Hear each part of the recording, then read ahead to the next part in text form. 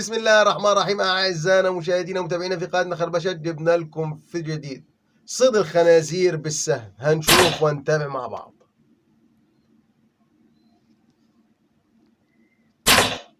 شوف هنا الإصابة، أصاب الأول، اخترق السهم الأول وأصاب الثاني. شوف هنا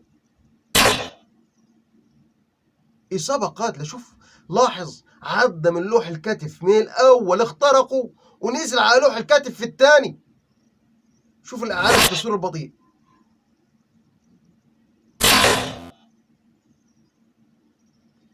براعة في التصويب، يعني شوف هنا الحظ، يعني مفيش أكتر من كده. شوف هنا عاد إصابة خنزيرين بسهمين. شوف والتاني،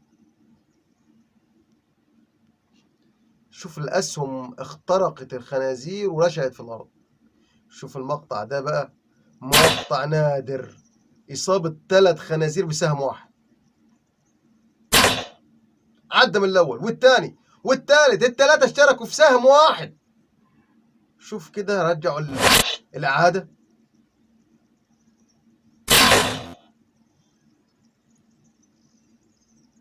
يعني هما التلاتة على مسار واحد والسهم يخترق.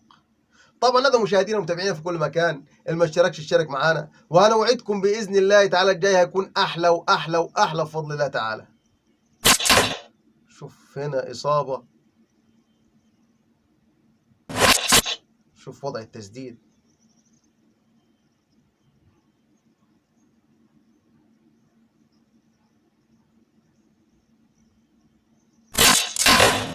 ويصيب الخنزير، السهم يخترق وينزل في الارض.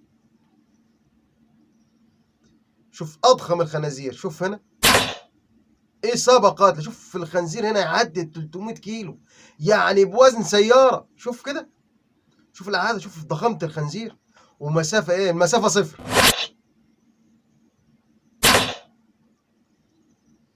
شوف الخنزير يعني دخله في الرئه، تحسه ما تاثرش. والاصابه الثانيه، يعني شوف عطاء اصابتين في مكان قاتل، واحده من الناحيه اليمين والثانيه ها من الشمال. شوف السهمين نفذوا على بعض.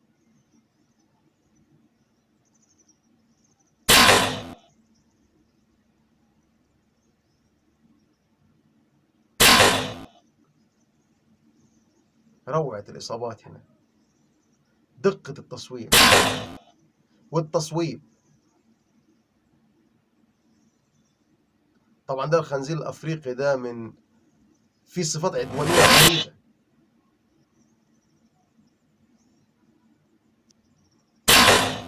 في مقاطع بيهجم على الأسد،